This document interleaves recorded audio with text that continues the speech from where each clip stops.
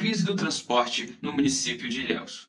Após a pandemia, empresas de transporte urbano em Ilhéus fizeram algumas modificações em seu quadro de funcionários, ficando assim somente os motoristas, ou o famigerado motocobra, que seriam obrigados a exercerem dupla função.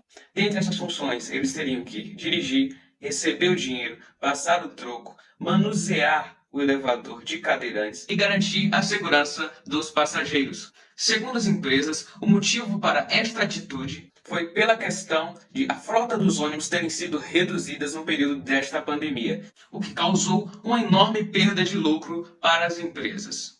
Bem, para que a gente entre realmente no assunto principal, é necessário que a gente entenda primeiramente o conceito de mais-valia. E eu vou tentar explicar esse conceito para vocês de uma forma rápida e que fique claro para vocês. Primeiramente, nós temos o proletariado. E o proletariado, através de sua força de trabalho, ele gera o lucro através do seu trabalho. E esse lucro, ele vai diretamente para a mão do empregador. Quem é o empregador? O empregador é o dono dos meios de produção. E a função do empregador é distribuir o lucro, administrar os lucros e fazer a devida distribuição. E ele distribui esse lucro para os funcionários através de salários. E é aí que entra a crítica do Marx, que nós entenderemos como um conceito de mais-valia. O que acontece é que o salário, que no caso deveria ser o valor justo, né, que esse empregador deveria estar recebendo, ele não é o tanto que esse empregador, que esse proletariado, gerou. Esse valor, na verdade, é apenas um valor que o seu empregador escolheu. Continuando assim, a maior parte do lucro continua na mão do empregador, do dono dos meios de produção, e não nas mãos daqueles que realmente produzem. Para começarmos, é interessante também a gente pensar que a indústria de transporte é uma indústria que não produz uma mercadoria em si. Ela é caracterizada por um trabalho imaterial, mas que é tão importante para o processo de produção quanto a produção de mercadorias em si. Nós podemos chegar a essa conclusão quando a gente parar para pensar que a indústria de transportes públicos ela é responsável por levar os trabalhadores a seus postos de trabalho, dessa forma contribuindo para uma lucratividade para boa parte dos setores industriais. Muitas dessas empresas de transporte público querem demitir os cobradores com o argumento de que o custo de gastos, e que por conta das catracas eletrônicas, um motorista apenas seria o suficiente. E a partir da demissão dos cobradores, os motoristas estariam submetidos a um maior desgaste físico e mental, para cumprir essa outra atividade que para ele foi designada, né?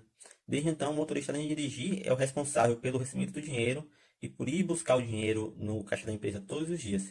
E com isso ele tem que estar mais atento que nunca ao trânsito e aos passageiros. E esses outros fatores acarretam uma maior possibilidade de acidente, devido à desatenção dos motoristas por conta da sobrecarga de trabalho, que corrobora, aliás, na precariedade dos serviços prestados à população.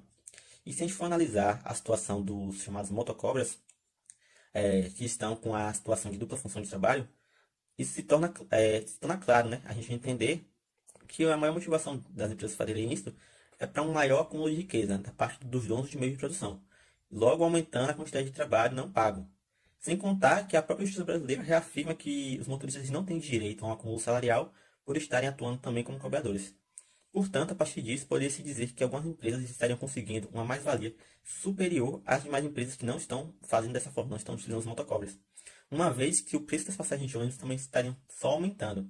E isso afeta principalmente os trabalhadores de serviços, porque isso acaba criando novas atividades econômicas que precarizam e intensificam a taxa de desemprego. Desta forma, podemos concluir que para a empresa privada o fator principal a ser considerado é o lucro, tendo assim a tendência de deixar o trabalhador e seus direitos de lado, visando cada vez mais a lucratividade e esquecendo da saúde dos seus funcionários. Haja vista que eles enxergam os funcionários como apenas um mecanismo em ofertar sua mão de obra em troca do dinheiro, que pagará essa mão de obra para satisfazer as suas demandas, com a finalidade também de trazer cada vez mais lucros. Ou seja, pouco importa para a empresa se o trabalhador está bem, se ele vai ter saúde, a sua saúde garantida durante esse período da sua jornada de trabalho, certo? Haja vista que, se algo vier a acontecer a este funcionário, ele será trocado como um objeto qualquer.